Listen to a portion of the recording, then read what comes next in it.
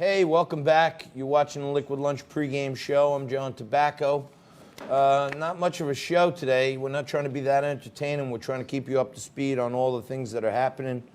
Lucky enough to be joined today with a special guest co-host, Jennifer Bohr-Cuevas. She's a clinical social worker, trained in helping people cope with the after effects of disasters and emergencies and all that stuff. Jen, thank you so much.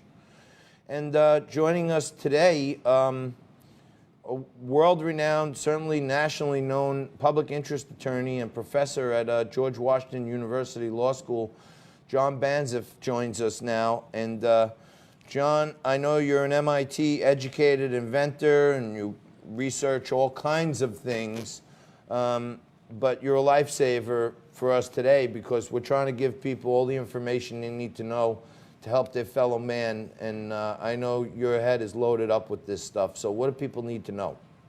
Okay, very quickly, one of the biggest bottlenecks and therefore causes of death from this crisis is the shortage of ventilators. Quick numbers. We got about 160,000 at the moment in this country. Trump says he can maybe come up with about 15,000 more. Maybe there are a few thousand more kicking around, but the estimate is we're going to need 900,000. If we don't come somewhere near that, a lot of people who have respiratory problems are going to die. We'll have to decide who lives and who dies.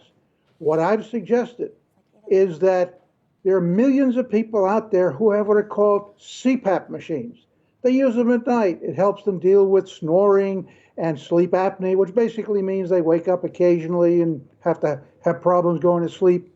So far as I can tell, and I'm not a respiratory expert, these devices, which help people breathe, force air into their lungs at about 4 or 5 times normal pressure, could be used, not for everybody, but for those who don't need the most serious problems, the major kind of hospital ventilator machines, which are tremendously costly and which we don't have enough of. Since I made that announcement, 2 things have happened. The Washington Post reports this morning that many hospitals, even if somehow these things became available, they wouldn't buy them. They're too expensive. They don't want to go out and buy dozens or hundreds of them for a brief period of a couple of months, 3, 4, 5, 6 months, and then be stuck with them. But very encouragingly, when this went on the internet, a number of people are now saying, hell, I would donate my CPAP machine. I'm either an altruist, or I don't really use it very much, or I've got a few of them which I'm not using anymore. I've grown out of them. And a few people were, kind of candid and said, I've got one, I don't use them. They're too difficult. They're too, embarrassing, et cetera, et cetera. So that's the suggestion. A poor man's ventilator, CPAP. We got a lot of them in storage. We can get other people to volunteer or maybe give them an incentive to bring them in. And that might save a lot of lives, people who have major respiratory problems but don't need a full-fledged, expensive ventilator with ventilator technicians in a hospital. Got it. Jen? John, if people wanted to donate their CPAP machines, where could they send them?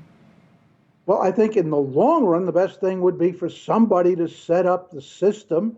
I'm in contact with Sanjay Gupta on CNN and others. So far, nothing. But at this point, I think what you want to do is contact your nearest hospital. Now, what also is going to have to be done, because again, I'm not an expert, is for those who are experts in CPAP, and there are similar machines like it, to figure out for which patients it could be used, whether you have to make adjustments, whether you need what we call full face mask rather than the kind of cannula that fits in your nose, and do it on a wide scale basis, set up what we call protocols or guidelines. But at the moment, what I would say is contact your local hospital, or since many of the people who use these, quite frankly, are older Americans who have obviously major medical problems, if you get in the situation where you have the disease and you're called to the hospital, bring your machine with you. And if your condition is not too serious, probably the people at the hospital, together with the users, can figure out how to use it as a stopgap measure. It's not as good as a hospital ventilator, but between having a full-fledged hospital ventilator, which we can only have a few of, or having nothing, and possibly dying. I think what we call a poor man's ventilator would help. Well, John, I want to thank you for that advice. I like to go to restaurants sometime that are BYOB, bring your own beer. Now you're saying go to the hospital, BYOC, bring your own CPAP machine, which That's exactly is but inventive. I like it a lot. That's why you're a great inventor.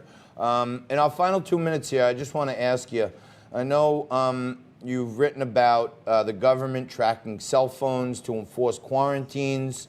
Over in Israel, they're using this tactic. Some places here in the U.S. As a famed, nationally known attorney, what are our rights? I know the government can track us anytime, but if they say you shelter in place or quarantine and we want to go out to the store or get the newspaper, what are our rights?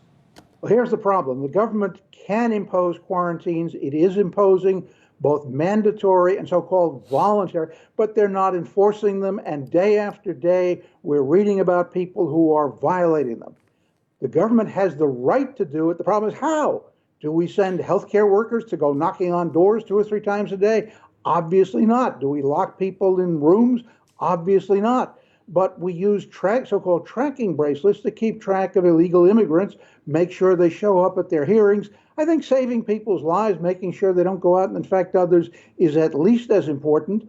Also, we can use simple computer technology.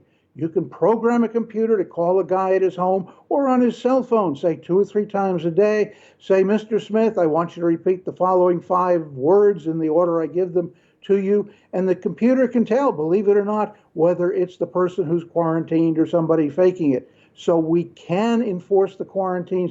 We should begin doing so because there are a lot of careless people out there who are quarantined, who say, yeah, I'll accept your voluntary quarantine, and then they go out and infect others and potentially risk their lives and the lives of anybody they come in contact with. So I don't think it's a question of civil rights. I think we have to start enforcing the quarantine as other countries are doing, and there are simple technological ways of doing so at virtually no cost. Wow.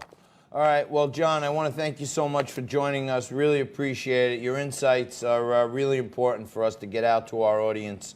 And hopefully, as this thing progresses, we can check back in with you to keep our audience on the top of what they need to know.